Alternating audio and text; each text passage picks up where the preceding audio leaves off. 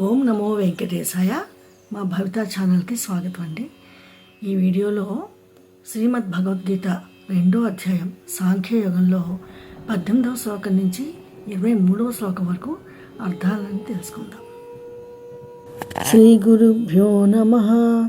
శ్రీ పరమాత్మనే నమః. అంతవంత ఇమే దేహ నిత్యసోక్తా శరీరిణః అనాశినో ప్రమేయస్య తస్మాద్యుధ్యస్వ భారత. అర్జున, ఇక్కడ నీ శరీరము, భీష్మ ద్రోణాదుల శరీరాలు వంటి అనేక శరీరాలు కనిపిస్తున్నాయి. ఈ శరీరాలన్నింటికీ అంతం ఉంది, కానీ వీటన్నింటిలోనూ వ్యాపించి ఉన్న ఆత్మ ఒక్కటే ఉంది. దానినే దేహి అంటారు. ఆ దేహికి మాత్రం అంతం లేదు, నాశనం లేదు, మార్పు లేదు. ఆ దేహి ఏ రకమైన ప్రమాణాలకు అనగా కన్ను వంటి ఇంద్రియాలకు, పొడుగు పొట్టి వంటి కొలతలకు అందదు అని వేదాలు చెప్పాయి. అందుకని యుద్ధం చెయ్యి. ఏనం వేత్తి హంతారం యశ్చైనం మన్యతే హతం ఉభౌ తౌ న విజానీత న్యాయం హంతి న హన్యతే. ఈ దేహధారులలో కొందరు నేను హత్య చేస్తున్నాను అనుకుంటున్నారు, మరికొందరు నేను హత్యకు గురి అయ్యాను అనుకుంటున్నారు. ఇలా అనుకునే వాళ్ళిద్దరూ కూడా అజ్ఞానులే. ఎందుకంటే దేహధారి అయిన ఆత్మ చంపుట అనే క్రియకు కర్త కానీ, లేదా చంపుట అనే క్రియకు గురి కావటానికి కానీ అవకాశమే లేదు. నా జాయతే మ్రియతే వా కదాచిత్ నాయం భూత్వా భవితా వా న భూయః అజో నిత్య శాశ్వతోయం పురాణః న హన్యతే హన్యమానే శరీరే. ఆత్మ ఎన్నడూ పుట్టదు, ఎన్నడూ మరణించదు. ఇది కొంతకాలం ఉండి తర్వాత లేకపోవడం కానీ, లేదా కొంతకాలం లేకుండా ఉండి తర్వాత ఉండడం కానీ, ఈ రెండూ దీనికి ఉండవు.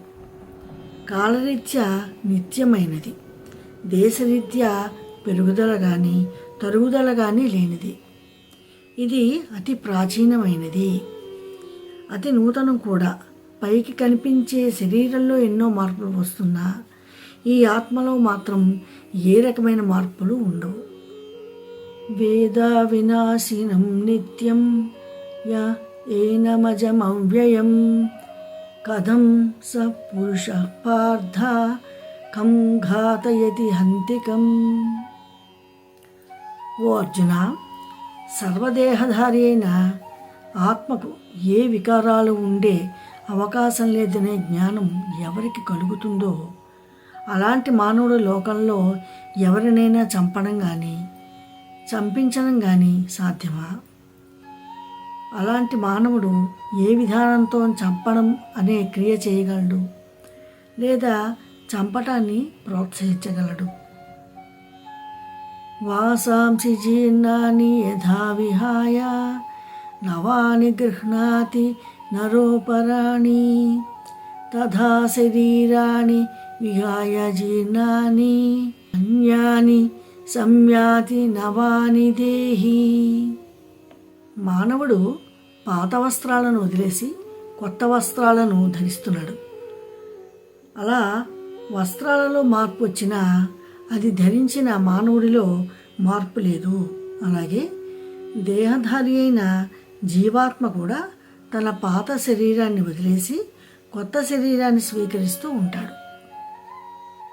నైనం చిందంతి శస్త్రాణి నైనం దహతి పావకః న చైనం క్లేదయం త్యాప న శోషయతి మారుతః. ఏ పదార్థాన్నైనా ఆయుధంతో ముక్కలు చేయాలన్నా, నిప్పుతో కాల్చాలన్నా, నీళ్లతో తడపాలన్నా, తడిసిన దాన్ని ఎండగొట్టాలన్నా దానిలో విభాగాలు ఉండవలసిందే.